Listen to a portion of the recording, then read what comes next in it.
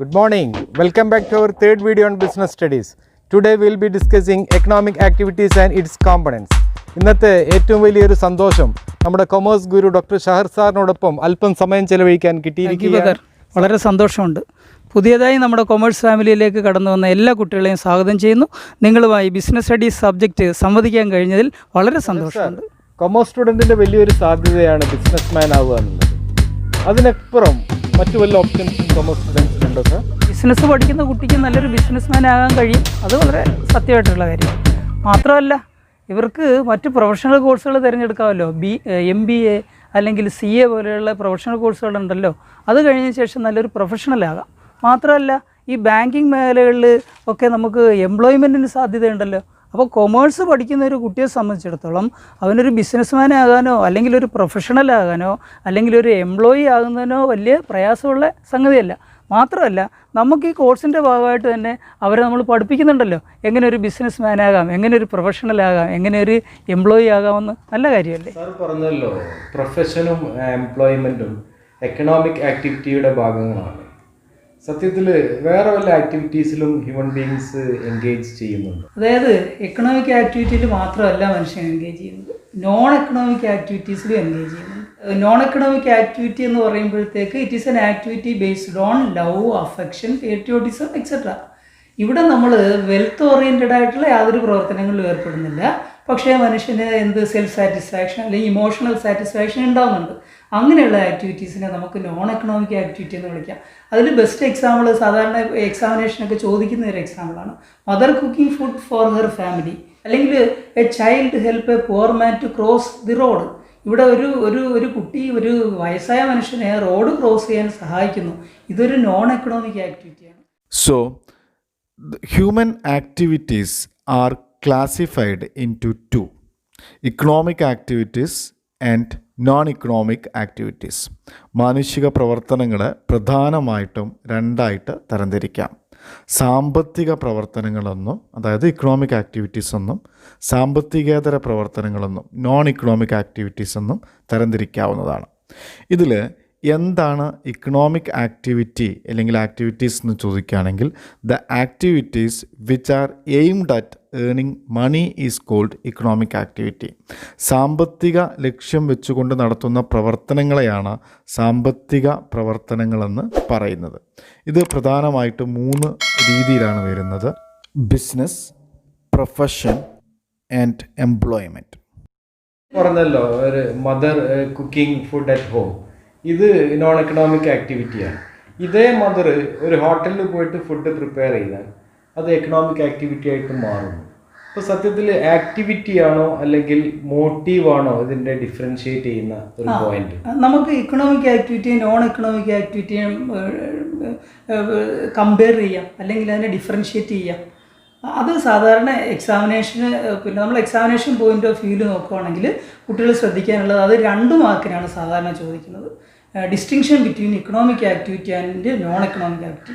ഇപ്പോഴത്തെ ക്വസ്റ്റ്യൻ്റെ രീതി അനുസരിച്ച് ഡയറക്റ്റ് ആയിട്ട് ചോദിക്കില്ല, അതൊരു എക്സാമ്പിളിലൂടെ ആയിരിക്കും നമ്മുടെ അടുത്ത് ചോദിക്കുന്നത്. ഇപ്പോൾ Mister A is doing a job in a factory and on the other hand Mister Y is helping poor people in the society.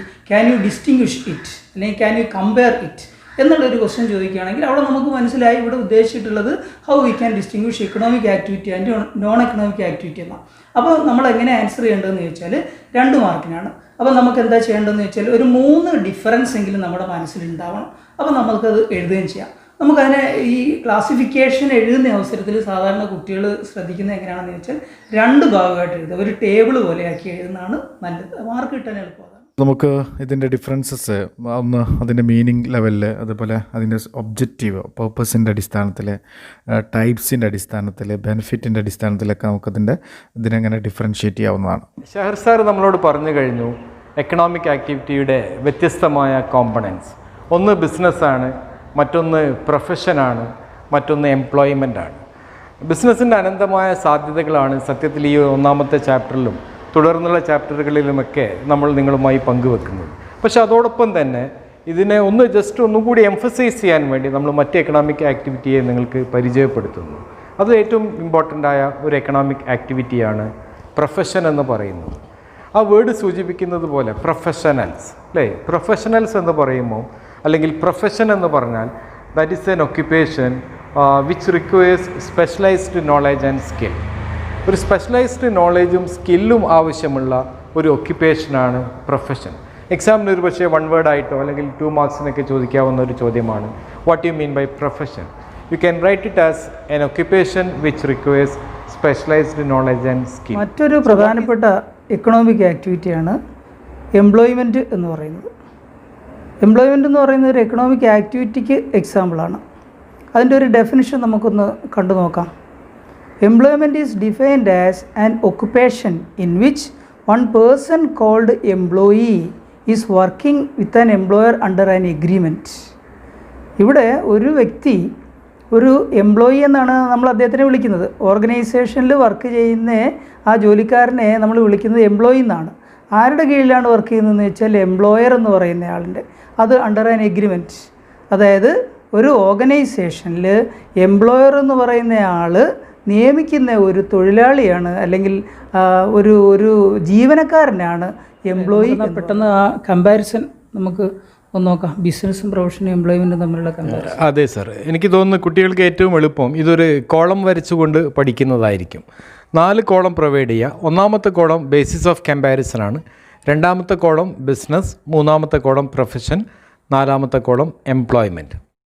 നമുക്ക് തുടക്കത്തിൽ ഹൗ ടു സ്റ്റാർട്ട് എന്നുള്ള രീതിയിലുള്ള ബേസ് എടുത്തിട്ട് പരിശോധിക്കുകയാണെങ്കിൽ ബിസിനസ് സ്റ്റാർട്ട് ചെയ്യുന്നത് ഓൺട്രപ്രണറുടെ ബിസിനസ് അല്ലെങ്കിൽ ഓണറുടെ ഡിസിഷൻ പ്രകാരമാണ്. അതേസമയത്ത് പ്രൊഫഷണൽ സ്റ്റാർട്ട് ചെയ്യുന്നത് അല്ലെങ്കിൽ പ്രൊഫഷണൽ തുടങ്ങാൻ പറ്റുന്നത് എപ്പോഴാണോ ഒരു വ്യക്തിക്ക് പ്രൊഫഷണൽ അസോസിയേഷൻ മെമ്പർഷിപ്പ് കിട്ടുന്നത്. അതേസമയത്ത് എംപ്ലോയ്മെൻറ്റിലാണെങ്കിൽ എംപ്ലോയറിൽ നിന്ന് അവർക്ക് കിട്ടുന്ന അപ്പോയിൻമെൻറ്റ് ലെറ്റർ തുടങ്ങുമ്പോഴാണ് ഈ ജോലി സ്റ്റാർട്ട് ചെയ്യുന്നതെന്ന് പറയാം.